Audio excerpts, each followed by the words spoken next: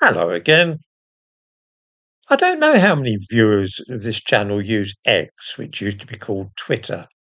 One is often able to get a feel for what is of interest to people in this country by seeing which topics are viral on X in the United Kingdom. Yesterday, a young woman who is described variously as a health ambassador or health advocate for women's health in Wales went viral on X. The site provided a summary of what was said. It was included as a sidebar on the X website. We are told today that, and this is the heading, Youth Advocates Women's Health Pitch Draws Online Mockery Over Weight. And in the body of the piece, there's talk about body shaming. And this is quite absurd. There was certainly mockery, but the target was not the overweight young woman, but rather those who had gone out of their way to select her for such a public role, something which some of us would see as an act of cruelty. And let me explain. Despite the fact that more than 99% of people in Wales are not black and 98% are not Muslim, the BBC and the Welsh authorities worked together to promote a black Muslim to be the face of a new initiative relating to women's health. Both these things, Islam and blackness, are important to both the BBC and the Welsh Government.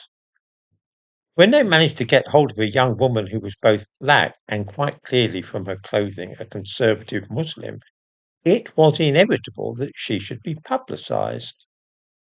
I said that this was cruel, because anybody stopping for a moment to consider the matter would have seen at once that producing a grotesquely fat person and advertising her as a health advocate would cause people to laugh. Perhaps they should not do so, but that's human nature.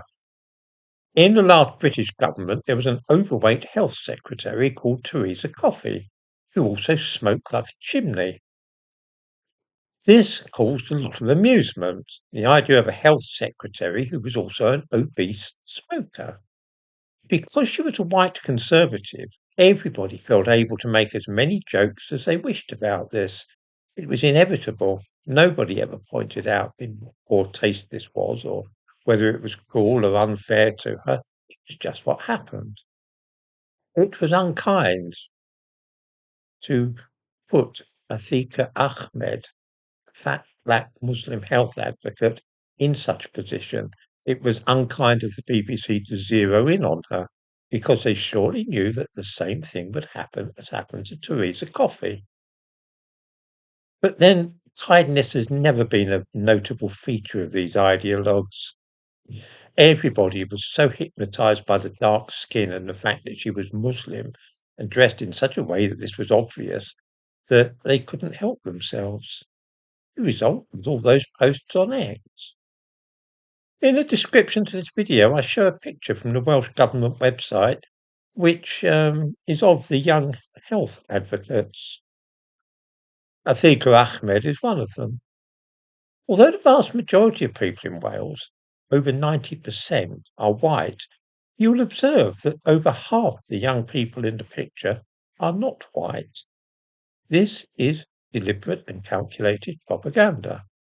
I think that Ahmed was used for the purposes of propaganda, and that is why she went viral on Twitter. She was used as a figurehead. She was used as not as an individual, but as a symbol. Some of you might be familiar with Immanuel Kant's work, Critique of Pure Reason. You will know that Kant identifies one of the worst things possible that one can do ethically is to treat people as means rather than as ends in themselves. And what happened here was that young woman was treated as a means to an end rather than as an end in herself. It was a cruel and unkind thing to feature her in that way.